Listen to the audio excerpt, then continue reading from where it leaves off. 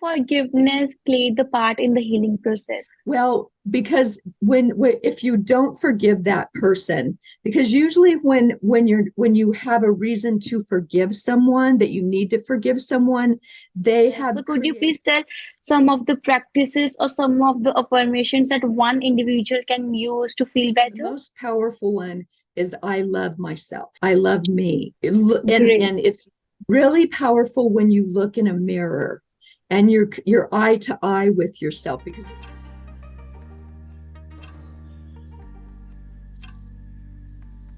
hi, everyone. My name's Nicole Harvick, and I am known as the forgiveness expert and the quantum energy healer.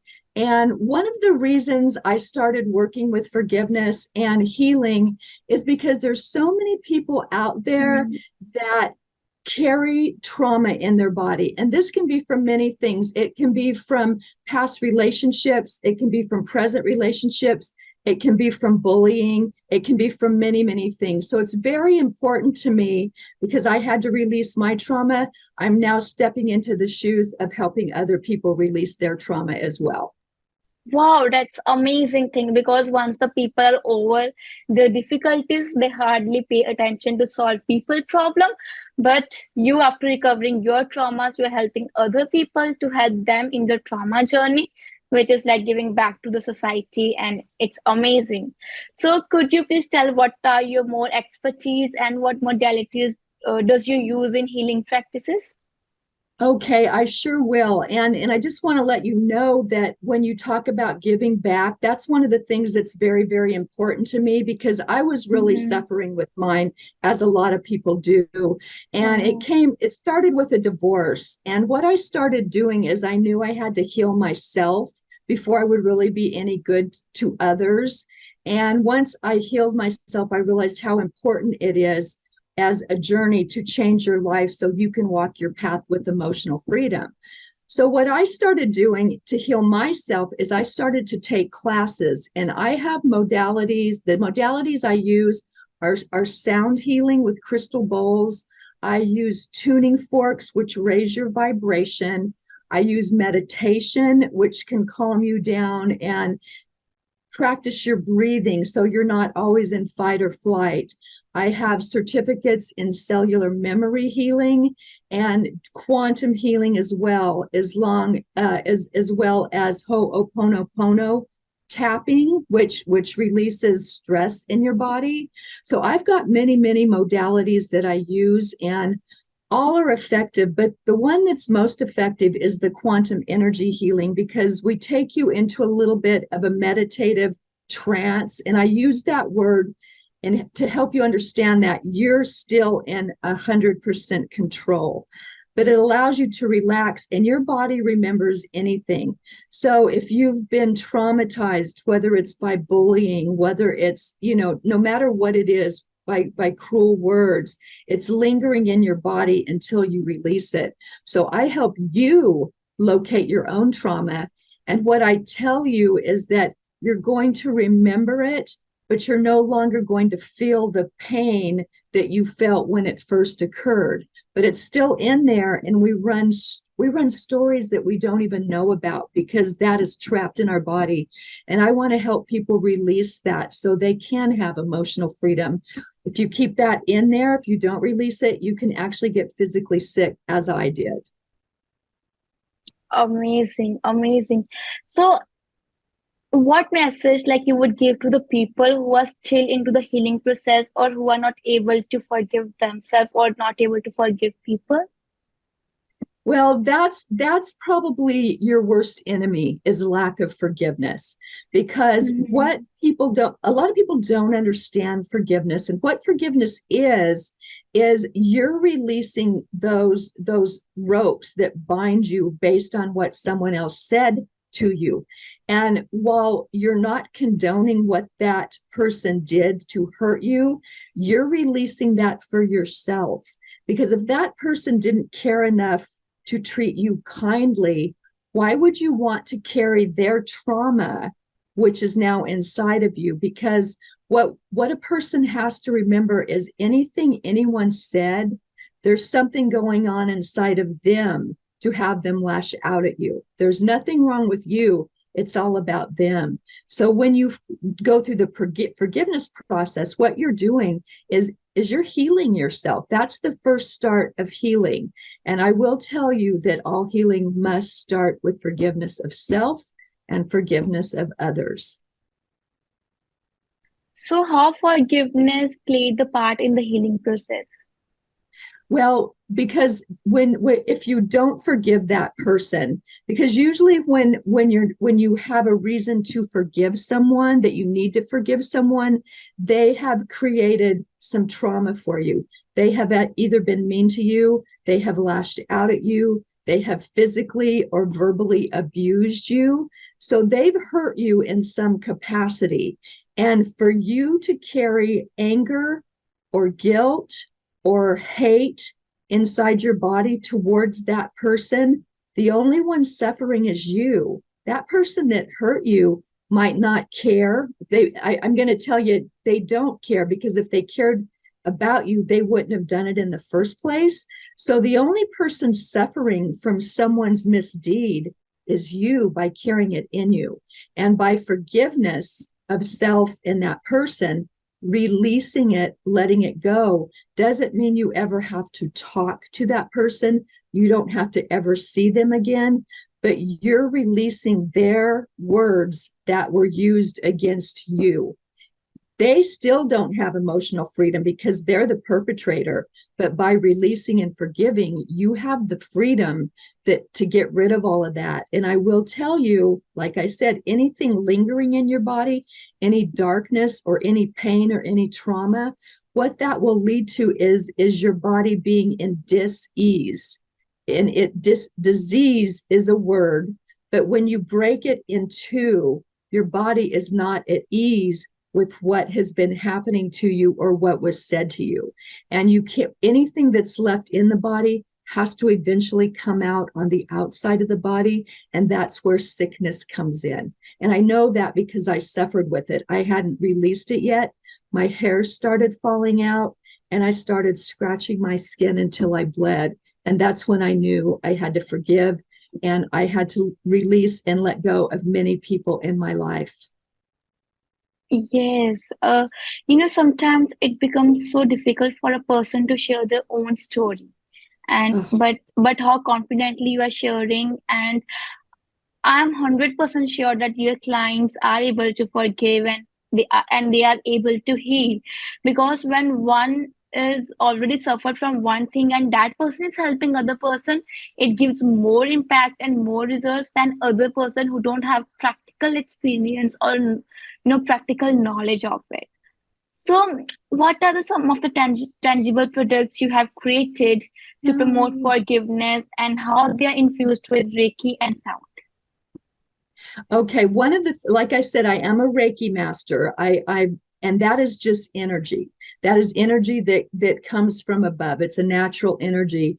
And what I can do, and I've been very blessed that I have all my clair abilities. So that means been given the gift of sight, of feeling, of taste, of smell. And when I work on a client and I help them go into their body, I can kind of see sometimes with them what's going on and where that trauma is stuck. I can usually see the age at which this trauma happened. And one of the things we do is that type of energy is very dense. It's very thick. And when I run my hand over someone's body, I can feel where energy is stuck, where it resides, because light energy is there positively. Dark, thick energy of hurt, pain, and trauma is very dense. And I've often worked with people where I can literally pull some of it out of their body. But what we do is we go into a light hypnosis state, and I talk them through that. And then once they find their trauma, we release it with visualization, is always really, really good. If you've ever heard of Ho'oponopono, that is a ancient Hawaiian forgiveness practice. It consists of 4 phrases: I love you, I'm sorry, please forgive me, and thank you. We use that. So and sound, I have some tuning forks that are like really high pitched, and tuning forks will vibrate it out of your body. If you look at a tuning fork, when I hit it, it's vibrating so highly that that frequency that your body's absorbing will sometimes naturally help move those denser energies out of your body. Meditation, you can go into meditation, find those traumas and move them out of your body just by the power of your mind. Got it.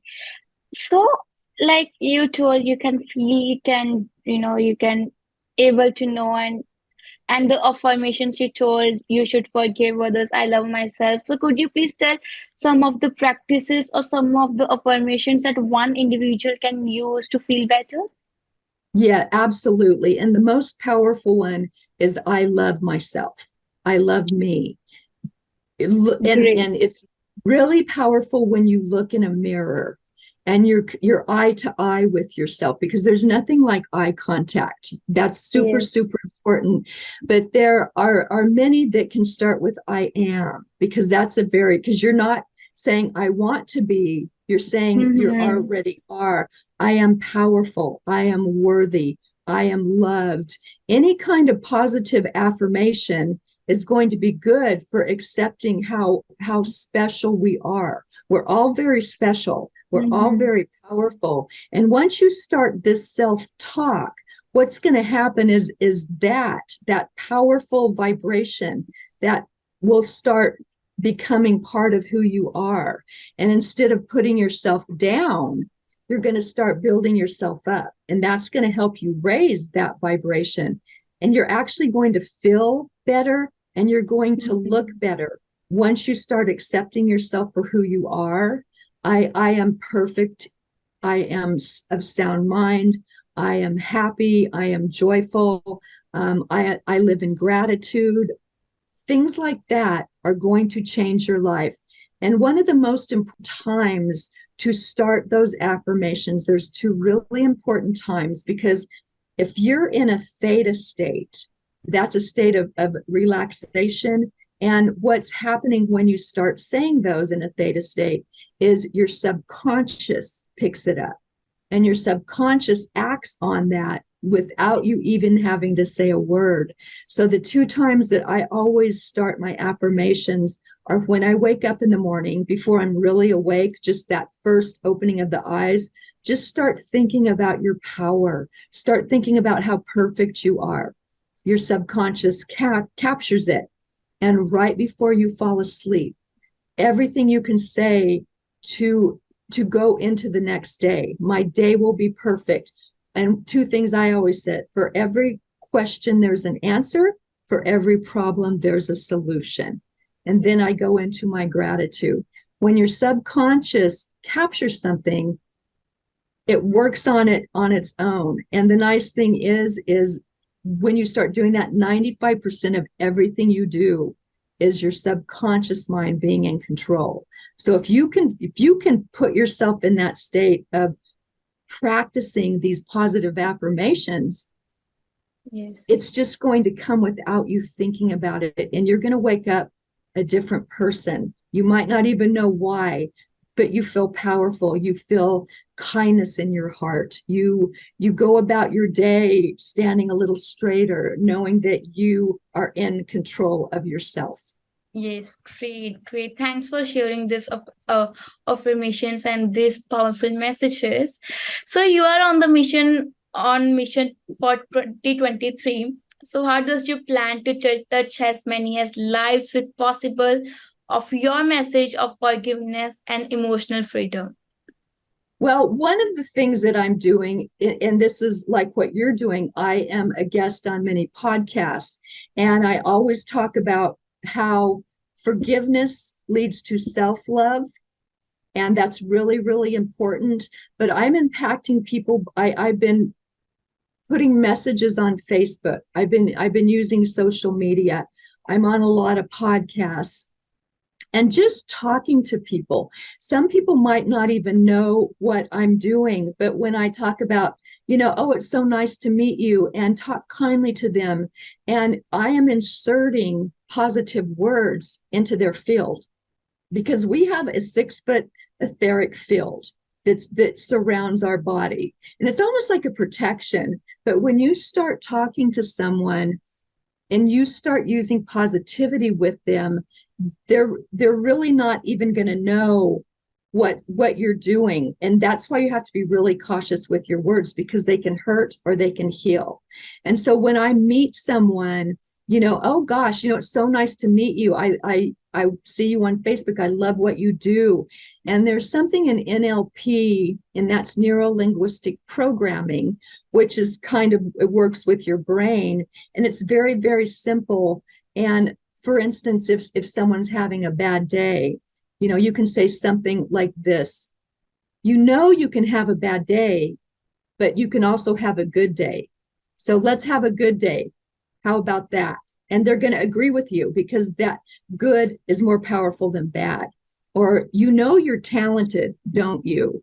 You're very capable, don't you? And they have to agree with you. You're shaking your head.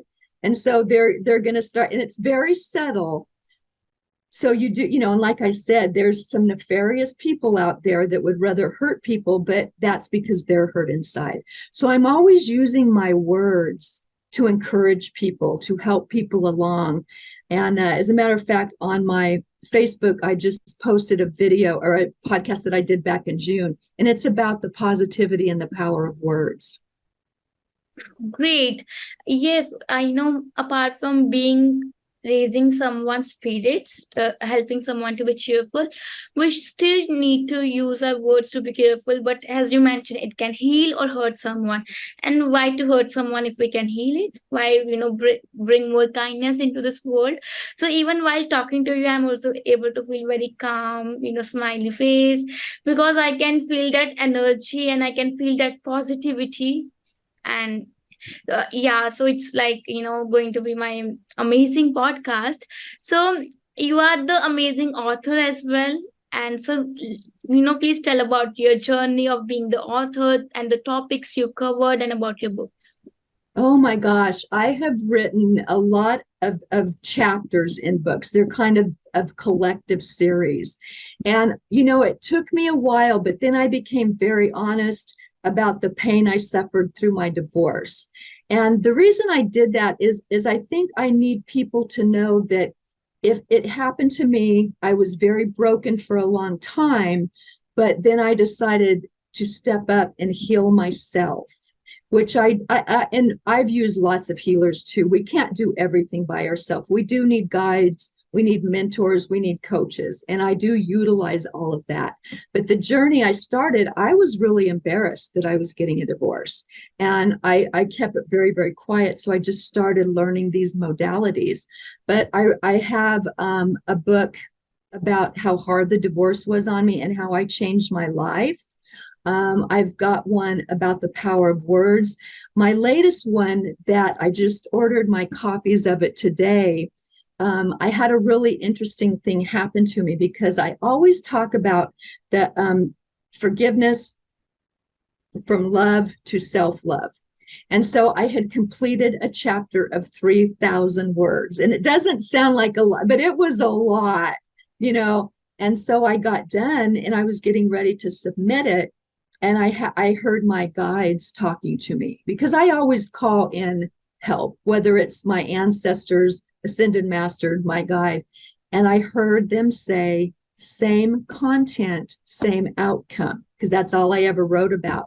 So I asked them, I said, well, what do you want me to write about? And they said, we want you to write about your ascension from a 3rd dimensional frequency to a 5th dimensional frequency. And it was very different. I never talked much about how I have stepped into a new frequency. And a lot of people think of a dimension as another place, which it can be, because when you're talking about quantum, that's ourselves existing in many different places at once. But for me, how I stepped into a fifth dimensional frequency is once I forgave, once I started loving myself and forgiving others, what happens is in comes gratitude, in comes love. And you don't want to hurt people anymore. You really don't. So your ego melts away. I don't want to live in ego anymore. I want to live from my heart centeredness where I can truly help people. That is my goal. And a person that's living in the third dimension, and there's still a lot of them, that's where it's a planet of duality. So if someone thinks they're right, they think you must be wrong. And what they're not realizing is it's right for you. They want to argue with you. And so when you get rid of ego and you walk with your truth center and your heart open, you just let things like that go. I don't want to argue about sports. I don't want to argue about what to eat. I don't want to argue about right and wrong. That does no good for anyone. You have your opinion, I have mine. Let's just be accepting as a whole and as a society, and just don't think that because you think that way, this person must think that way. That's absolutely wrong. I always tell people that's why we have our fingerprint. We're each unique and we each have our own ideas, and we don't have to fight about it. We walk our own path in emotional freedom and gratitude, and you will find your life is much simpler when you surrender to those principles. Yes, that's true. That's amazing. I think that, in just this 20-25 minutes of podcast, you have shared so much valuable thoughts, so much valuable messages that every person needs, because every person is going through some problem, through some, forgiveness problems, not able to forgive someone, having something in mind, overthinking. And your words, your messages are implemented to each of the problem, no matter it's overthinking, no matter it's anxiety or anything. So in last, do you have any message or anything you want to share with the audience? One of the things I always talk about, and I like to reiterate over and over, is when I started on my journey of self-love, I didn't know that I could love myself. I didn't know that was a thing. And I started thinking about it, and I thought, I love my parents, I love my children, I love my dog. And it dawned on me, but you've really never loved yourself. I was oftentimes not kind to myself. And I just want every single person in the world, which is a lot, but one person at a time, that if you understood your brilliance, your greatness, your individuality, and you embrace you first and foremost, everything starts within you and everything starts with you. And then we become a ripple. We become a ripple of love. We become a ripple of acceptance. And we become a ripple of just gratitude. And once you step into those modalities of healing, starting with loving yourself, you're really going to find that all of a sudden you look at yourself in the mirror and realize that you are worthy of love from yourself. And it's very powerful. And then you can start making a difference in everybody else and be that ripple, not part of it, but you are your own ripple. Yes, amazing, amazing. So that's all from my side, Nicole. Really, I don't know how to say thanks to you. Really, your each answer, your each word was like giving something back to the society, helping other people through, like you are seriously helping people through your words, through your podcast. So thank you so much for your precious time and for being a part of this show. Really, thank you so much. You are so welcome. Thank you for reaching out to me. It's been a joy. And, I leave you with this. I love you. I wish you well. I know that you have gratitude in your heart, and I know we will meet again. Thank you. Thank you so much.